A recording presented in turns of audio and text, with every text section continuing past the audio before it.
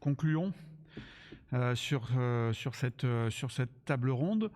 La conclusion, je la ferai sous forme de rappel finalement des conclusions de chacun des orateurs et de revenir sur les grands résultats de cette série, ce qui nous laissera, j'espère, quelques minutes ensuite pour ouvrir une discussion. Donc finalement, je vous rappelle cette série de la SFCR qui nous a permis d'analyser 126 patients avec une distribution assez intéressante entre des montages hybrides, des doubles ALIF et puis aussi un groupe avec un seul disque opéré. De manière globale, Fahed nous a donné les résultats. Qu'est-ce qu'on peut en dire ? La première chose, quand même, avant de s'intéresser aux techniques, c'est que finalement, on a des bons résultats cliniques. On a une amélioration majeure de l'EVA lombaire, avec comme facteur d'influence sans surprise l'âge et le tabagisme. Des résultats majeurs sur l'EVA radiculaire, même s'il s'agit de patients lombalgiques, prédominant et que le VA radiculaire est quelque part au second plan, et puis une amélioration fonctionnelle évidente, une amélioration majeure de l'ODI. Donc ces chirurgies de double discopathie, et c'était quelque part la première question qu'on se posait, est-ce qu'elle a du sens? Est-ce que c'est des patients qu'on doit opérer? Eh bien, la chirurgie apporte une amélioration clinique manifeste chez ces patients qu'on était, il y a quelques années encore, souvent frileux à opérer. Cette amélioration clinique, elle s'accompagne aussi de données radiologiques qui vont dans le bon sens. Une amélioration nette de la lordose de 2 disques, notamment pour toutes les techniques antérieures. Alors les chirurgies postérieures corrigent moins la lordose. Là encore, on enfonce peut-être aujourd'hui une porte ouverte, mais il est important de rappeler que finalement, dans ces chirurgies de la discopathie, la voie antérieure tient une place prédominante, à la fois par une certaine logique technique et d'accès au disque, mais aussi parce qu'elle probablement aboutit à moins de conséquences néfastes à long terme, en tout cas par le respect de la lordose, on le souhaite. Que nous a dit Marc, les résultats entre ALIF standalone et circonférentiel sont finalement équivalents à 1 an en termes de résultats cliniques. On a légèrement plus de complications dans le groupe post-opératoire immédiate, de complications immédiates dans le groupe circonférentiel, avec une durée d'hospitalisation un peu plus longue. Là encore, beaucoup de logique, mais en contrepartie, un taux de pseudarthrose qui est nettement moins important, qui est nul dans le groupe circonférentiel, par rapport à un taux de pseudarthrose plus important pour ces doubles ALIF en standalone, ce qui peut-être nous pousse à stabiliser ces patients, en tout cas dans un certain nombre de cas, par une fixation postérieure complémentaire.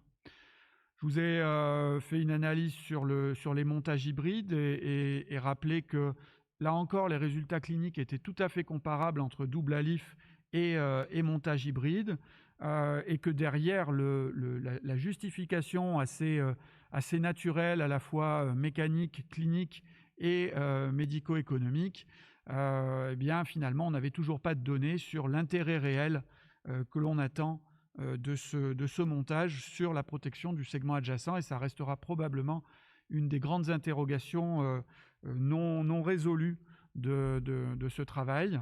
Il en est un peu de même sur les doubles prothèses discales. Là encore, maintenir le mouvement, c'est essayer d'éviter la dégradation des segments restants.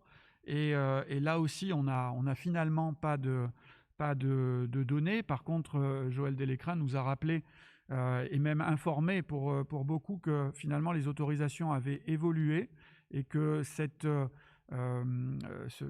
interdiction qu'on avait de traiter les disques par des prothèses multiniveaux a évolué aujourd'hui. Je ne crois pas qu'il faut que ce soit la porte ouverte à la diffusion trop large de cette technique pour autant, mais c'est intéressant de le savoir et de pouvoir réfléchir avec des données uniquement médicales et non administratives aujourd'hui. Il nous a rappelé l'exigence de cette chirurgie avec des abords plus larges et des exigences en termes d'implantation pour essayer d'éviter l'écueil potentiel de l'instabilité. Et puis Jérôme vient de vous rappeler 1 ou 2 disques. Finalement, dans la conclusion dans le travail de Jérôme sur les 1 ou 2 disques, on a une analyse autour du bon sens. On se rend compte que finalement, là encore, dans notre série, les résultats cliniques entre 1 et 2 disques sont équivalents, ce qui pourrait être faussement interprété comme l'inutilité d'aller traiter 2 disques. Mais ce qu'il vous a bien expliqué, c'est que si les 1 disque allaient bien, c'est parce que dans cette série, ils avaient été bien choisis. Alors, c'est un argumentaire très Jérôme Alain, peut-être pas fantastiquement scientifique dans son analyse, mais qui, quelque part, est la vie de tous les jours. Si on obtient des bons résultats, c'est avant tout parce qu'on a analysé ces disques, et ce qu'il nous a dit, et qui est très très important, c'est de rappeler que les mêmes critères d'analyse doivent s'appliquer sur ce fameux 2e disque que lorsqu'on étudie nos patients mononiveaux. Ne pas avoir tendance à aller traiter le disque noir parce qu'il est là et qu'on va le traiter en même temps que le reste, mais avoir un regard sur ce 2e disque, souvent le L4, L5, qui est indépendant. Est-ce que réellement ce disque noir, il est de hauteur conservée ou de hauteur diminuée? Est-ce qu'il y a un modique? Finalement, le disque noir de hauteur conservée sans modique, très probablement, on peut le respecter. C'est ce qui ressort en tous les cas un petit peu de l'analyse de Jérôme.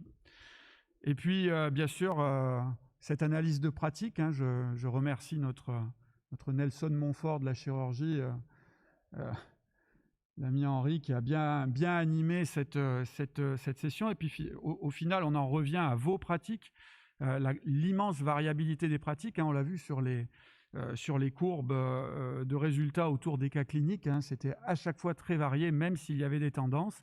Il y a quand même donc des tendances, une tendance à préserver un disque chez les sujets jeunes, et pour lequel le 2e était simplement un disque noir. Et donc, ça rejoint l'analyse de Jérôme en la matière. Le montage hybride, finalement, est très largement accepté, même si, quelque part, il n'a pas fait la preuve de ce pourquoi on l'utilise, de la protection de ce fameux segment adjacent.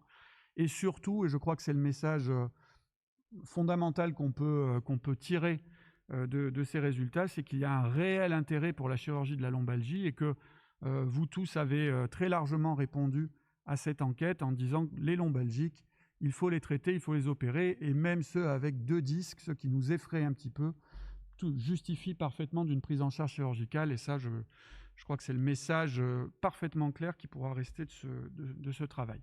Voilà, je vous remercie.